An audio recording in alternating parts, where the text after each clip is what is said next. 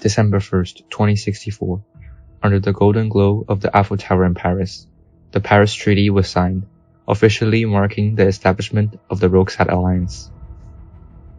Crystal champagne glass clicked, sending droplets shimmering through the air as grand visions of humanity's future unfold in the hushed conversations. With the backing of its internal allies, the overburdened USA and Chinese governments will gradually give up their sovereignty over the next 4 years, signing the Paris Treaty as well. Finally, when the opposition signed the agreement, a global entity, one that could not truly be called a nation, stood over the earth like a god, all in the name of humanity's bright future. The cost, however, was a slow destruction, disintegration, and isolation of the Asian and North American cultural spheres over the following 2 decades. Behind their perspective barriers, people try to overcome themselves under the Roxad dogma and the promises of a brighter future, striving to their loved big brother as this harmless god professed to love them. Through the choice of its people, humanity embraced its own tomorrow.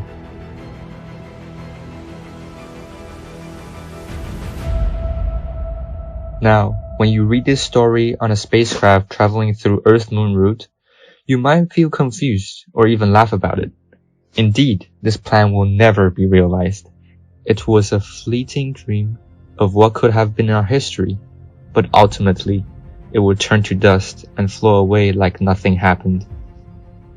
On that same historical day, while the ink of the Paris Treaty was still drying, a command was issued. Ode, a 4-character directive, ignited the war machines. Just 120 seconds later, the piercing wail of air raid sirens mixed with the roaring B-7B bombers shattered Moscow's skies, and fire illuminated in the darkness. On December 1st, 2064, the Transoceanic Joint Defense Treaty authorized its member states to launch military action against the new Soviet Republic. A coalition of 12 nations, led by the United States and China, officially declared war on the new Soviet Republic. The two forces, which could have been enemies in the next war, joined together and turned their target to those who exploited the people. Soldiers speaking different languages surged forward on the darkness of nights. Before them, the road to tomorrow stretched endlessly into the horizon, toward the dawn of the next day. Like rivers, they surged forward. Like tigers, they ravaged all in their paths. Like flames, they burned through everything. They were called the fires of war, the vanguard of the battle, and the ones who ended the war. One day, the toxic tides of destruction would be dispersed, and their children could walk together along the golden shores of the Pacific in a world of peace. For that distant tomorrow, for the mad dream of a British-German visionary in 2030, the dawn of 2065 would see this ambition brought to an end by the might of the future world. This is False Prosperity LIGHTRACER.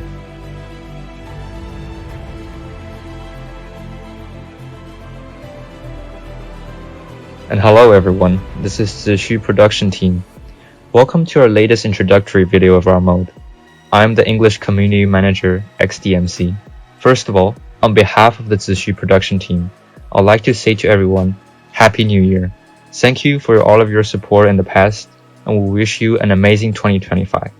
Now let's get back to the video. False Prosperity LIGHTRACER is a new WARNO mod project developed by the ZIXU production team based on our previous wargame Red Dragon mode, False Prosperity 2062.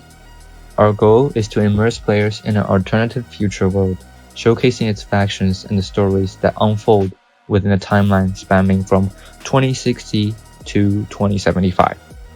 These factions include forces from North America, Asia, Antarctica, Europe, and beyond. Launching on Steam Workshop on December 12, 2024, our previous versions featured large-scale updates to in-game models and implemented technologies and special units from our wargame Red Dragon project, such as laser weapons, J-Stars aircraft, and Veto fighters. According to our roadmap, Future updates will introduce reconnaissance satellites, advanced electronic warfare, cruise missiles, orbital drops, and more. Now, let me showcase this new system using in-game footage.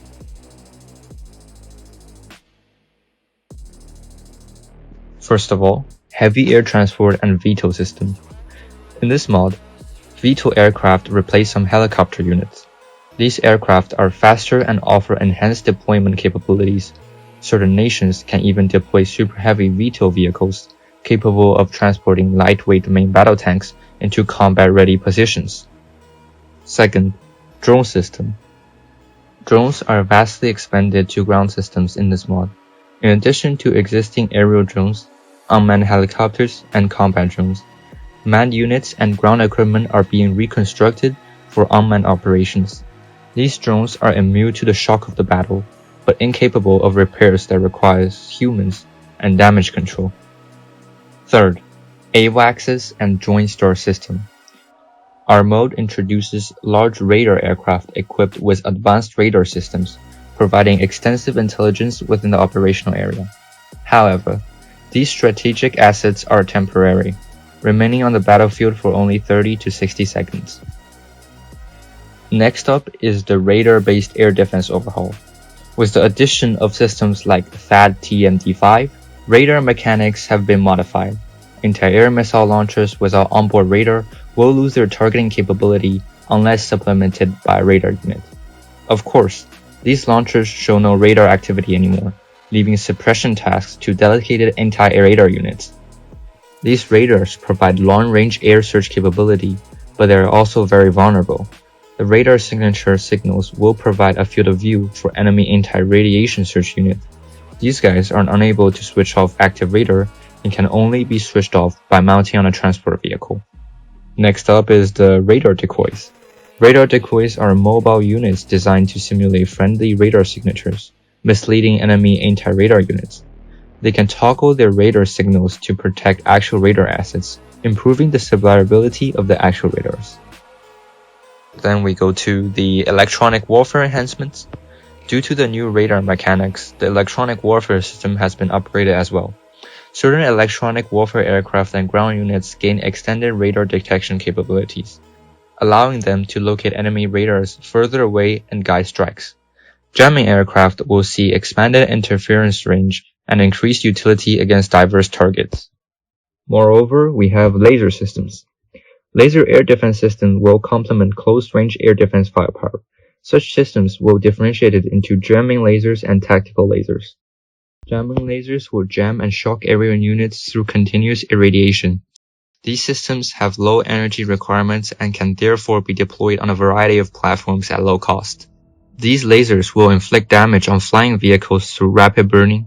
This killing capability and range is weaker in comparison to anti-aircraft guns, but their extreme accuracy is their main advantage. Last but not least, networked missile systems and top attack mechanics. Based on the data link system, the net-fire missile system will become the dominant missile mechanics in developed countries, and these missiles will be less constrained by the field of view, and will be able to launch attacks on enemy targets through trajectory adjustment over obstacles, and the introduction of the top attack mechanism, which will not only be available to anti-tank missiles, but will also be available in anti-tank rocket launchers with magnetic laser fuse, such as the MBT law. And that's all for this version of False Prosperity LIGHTRACER. If you're interested, you can search this mod on Steam Workshop. We also made a New Year present for everyone. After the New Year's, we will be launching our version 0.2 Manifest Destiny and 0.2.1 Changbai Mountains The Forgotten. Stay tuned!